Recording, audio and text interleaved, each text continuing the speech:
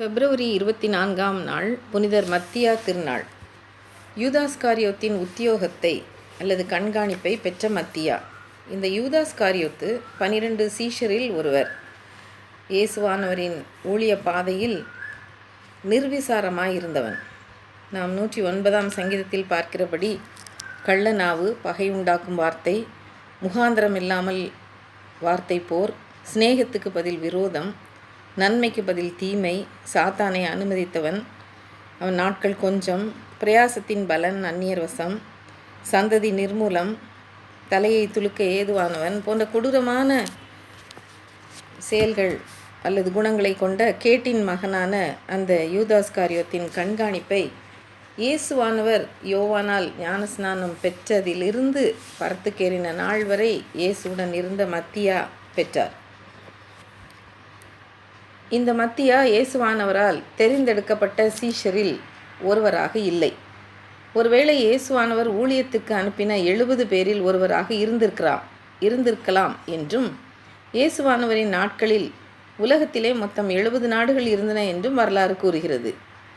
ஆதியாகமம் 10ஆம் அதிகாரத்தில் கொடுக்கப்பட்டுள்ள நோவாவின் குமாரராகிய சேம், காம், யாபேத் என்பவர்களின் வம்சாவளியினரின் அட்டவணைப்படி குடியேறின நாடுகள் 70 ஆகும். உலகத்தில் உள்ள ஒவ்வொருவருக்கும் தமது செய்தி உரியது என்பதை காண்பிக்கும்படி இயேசுவானவர் ஒருவேளை 70 பேரை தெரிந்திருக்கக்கூடும். இயேசுவானவர் பரலோகத்துக்கு எடுத்துக்கொள்ளப்பட்டு தேவனுடைய வலது பாரசத்தில் உட்கார்ந்த பின்னர் மார்க்கு 16:19 ஒருமனப்பட்டவர்களாய் ஜெபத்திலும் வேண்டுதலிலும் தரித்திருந்த 120 அப்போஸ்தலர்களால் தெரிந்து எடுக்கப்பட்ட சீஷன் அல்லது அப்போஸ்தலன் இந்த மத்தியா ஆவார். இடம் எருசலேமில் மேல் வீட்டு அறை. தெரிந்து எடுக்கப்பட்ட விதம் சீட்டு போட்டு. போட்டி நபர் யுஸ்து என்னும் மறுநாமமுள்ள பர்சபா என்னப்பட்ட யோசேப்பு. எதற்காக தெரிந்தெடுக்கப்பட்டார்? புதிய இஸ்ரவேல் அதாவது எருசலேமின் 12 கோத்திர பிதாக்களின் பிரதிநிதிகளாக நியமிப்பதற்கும் இயேசுவானவரின் உயிர்த்தெழுதலின் சாட்சியாக யோவான் 15:27 ஏற்படுத்தப்படவும் இவர் தெரிந்தெடுக்கப்பட்டார். மேற்காசிய நாடுகளில் சீட்டு போட்டு நபரை தேர்ந்தெடுப்பது வழக்கமாக இருந்தது. 1 சாமுவேல் 14ஆம் அதிகாரம் 41ஆம் 42ஆம் வசனங்கள். ஆண்டவரின் விருப்பம் நிறைவேறுகிறது என்று நம்பினார்கள். பாவ நிவாரண பலி கொடுக்கும் நாளில் பலி செலுத்தப்பட வேண்டிய ஆடு சீட்டு மூலம் தெரிந்தெடுக்கப்பட்டு மற்றொன்று வனாந்தரத்திற்கு போக்காடாக அனுப்பப்பட்டது. லேவியராகமம் 16ஆம் அதிகாரம் 7ஆம் 8ஆம் வசனங்கள். தர்ஷீஷுக்கு தப்பி ஓடின யோனா பேரில் சீட்டு போட்டது நாம் அறிந்ததே.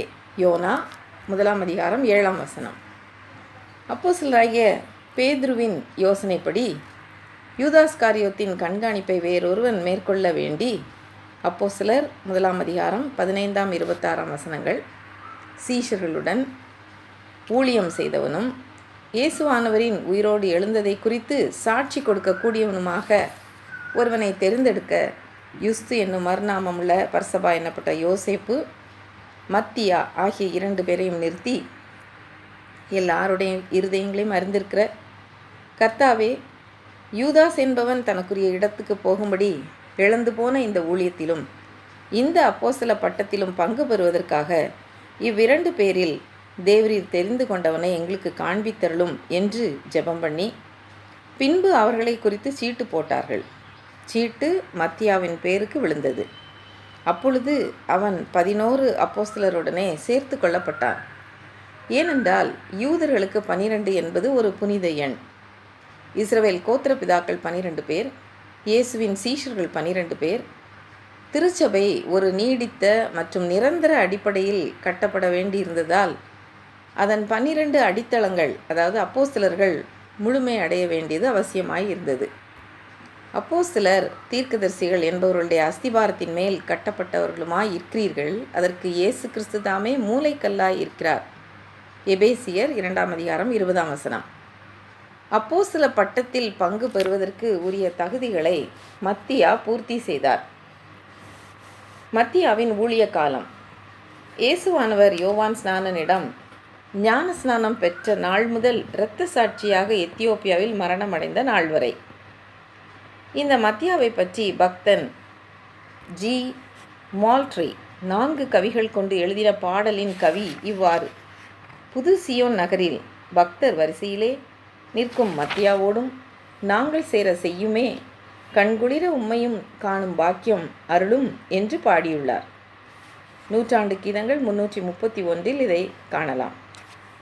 இயேசுவானவர் வாழ்வை குறித்தும் அவர் செய்த ஊழியங்கள், அற்புதங்கள் மற்றும் அவரது உயிர்த்தெழுதல் ஆகிய சகல நிகழ்வுகளையும் சீஷர்களுடன் கூடவே இருந்து கண்ணார கண்டு அனுபவித்தவன். அவைகளை குறித்து சாட்சி கொடுப்பதற்கு ஏற்ற விதமாய் மத்தியா தேர்ந்தெடுக்கப்பட்டான். மார்க்கு 3:14. எல்லாருடைய இருதயங்களையும் அறிந்தவர் கர்த்தர் மட்டும்தான் என்பதை ஜெபத்தின் மூலமாக தங்களை தாழ்த்தி 120 பேரும் வேண்டுதல் செய்தார்கள். ஆண்டவர் மத்தியாவின் இருதயத்தை பார்த்தார். சாமுவேல் இஸ்ரவேலுக்கு 2வது ராஜாவாக தாவீதை அபிஷேகம் பண்ண கர்த்தரால் அழைக்கப்பட்ட போது ஈசாயின் குமாரனும் தாவீதின் அண்ணனுமான எலியாபை கர்த்தர் புறக்கணிக்கும் போது, கர்த்தரோ இருதயத்தை பார்க்கிறார் என்று சாமுவேலிடம் முக அழகு, சரீர வளர்ச்சியை நான் பாரேன் என்றும் சொன்னார். 1 சாமுவேல் 16:7.